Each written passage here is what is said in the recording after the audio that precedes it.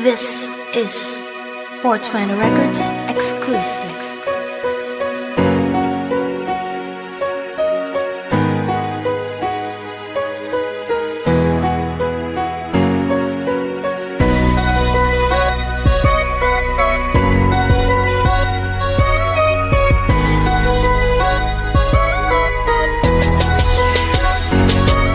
Maliit lang na bagay, pinag-aawayan pa nating dalawa. Di ba pwede makinig ka muna sa paliwanag ko? Mahal ko, kahit na palagi ka na lang ganyan, mag-aaway lang tayo, pero pangako di tayo maghihiwalay. Kahit palagi tayong nagtatalo, mga away at gulo na pinapalala mo, di man lang tayo makabuo ng isang linggo na magkasundo, kasi palagi kang may toyo. Wala na rin talab sa'yo ang mga panunuyo. Paano pa iwawas ko kung laging isip mo lito? Huwag na tayo magbangayan, maliit na bagay lang yan, nasasayang tuloy oras imbis na maglambingan.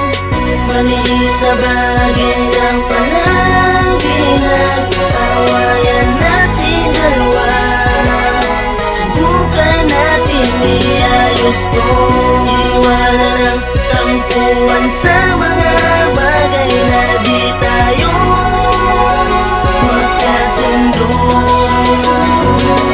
Puro away ang alam mo, palagi nagtatalo, napakaliit na bagay ang mga nagagawa ko. Nakita mo lang may kasamang babae sa litrato, nagwawala ka na, tanungin mo muna kaya ko. Isa lang yun sa mga sakin ay umiidolo, di yung puro mura mo na lang ang naririnig ko. Di lang makareply agad ako na ay tinatadad ng mga text mo, kung makamura na may sagad-sagad. Maliit na bagay lang, pag-aawayan pa ba natin at mga isyu na di na dapat naman pahabain. May lumapit na babae, sama agad ng tingin mo, nagtatanong lang naman saan ang palabas dito. Ikita mang hinala ni isa, walang tumama at di kita lolokohin. Takot ako sa karma, kaya maaltis lang tigilan mo na pagbubunga nga, pero kahit na ganyan ka di pa rin magsasawa. Maliit na bagay lang palang pinag-awayan natin dalawa. Subukan natin iayos to, iwanan ang tampuan sa mga bagay na di tayo magkasundo. Ikaw ang siyang nagbigay ng maling kahulugan sa akin na nagawa.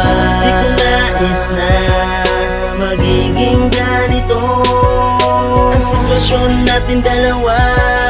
Ayoko lang lumaki pa ito.